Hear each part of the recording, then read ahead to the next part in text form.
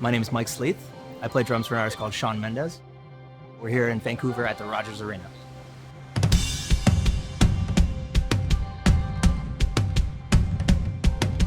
My uncle is a drummer, so I used to, when I was really young, when I was eight or nine or something like that, he would always have a crazy big Ludwig kit from 1974, double bass drum.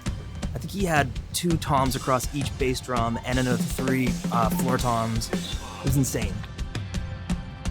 So he was always a drummer, so whenever I'd go over there, I just used to open the door and just stare at them, and they kind of smelled like alcohol in clubs, and I was like, I like something about this. So that's how I started.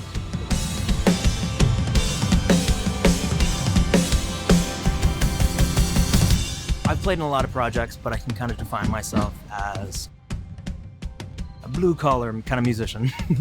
You know, I'll get the job done and do absolutely whatever needs to be done, and I really focus on playing to the gig and doing exactly what they need. Maybe 12 years ago or something, I got called to go do this gig she was an artist under Warner Music in Canada. And I showed up to the audition went really well, and they said, hey, do you have any electronics? Can you put like some claps on it? And I said, yeah, I have something like that. So I went home that night, I went to Just Drums in Toronto, bought my very first spd-sx. I think it was just when the spd-sx came out. Went home and tried to learn everything I could, stayed up all night, and then showed up the next day. You gotta fake it till you make it, you know?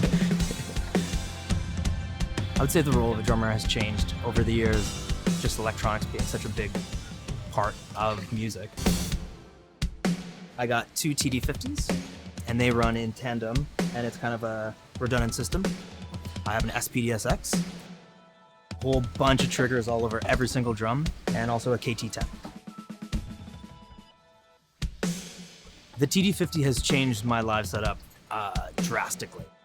With the amount of trigger inputs it has, I'm able to trigger every single drum.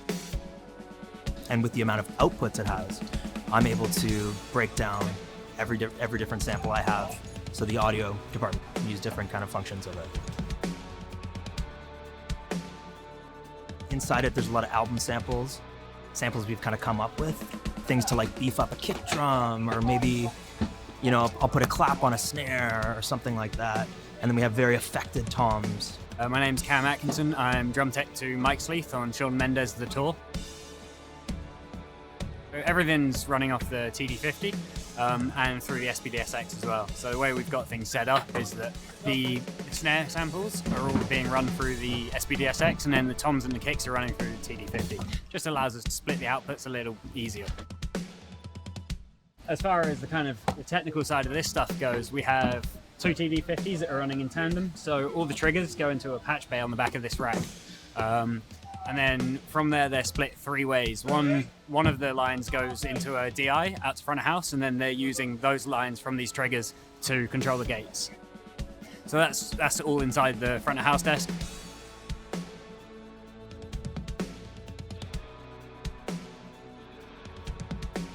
If you use gates inside the microphones, then things like cymbals can set them off, whereas with them on the drums themselves, it means that it's just controlling it when the drum gets hit. So we're using the Roland triggers for that.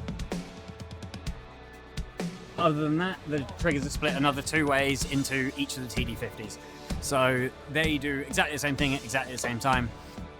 And it just gives me the peace of mind to know that if ever there was an issue, not that Roland ever has any issues, but if there were, then I just hit a switch on a DI and we flip from one to the other.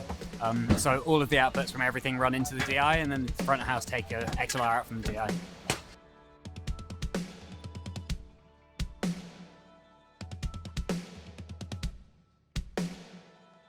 It's really important to continue honing on your craft and keep on practicing, but keep on discovering new styles of music. You know, new ways of doing it. When I first started, it was always frowned upon to use tracks. And now I'm here with all these electronics and everything all around. I think it's really important to stay cutting edge with all this kind of stuff. And that's really what we're trying to do here. keep working, always keep believing this kind of stuff does happen.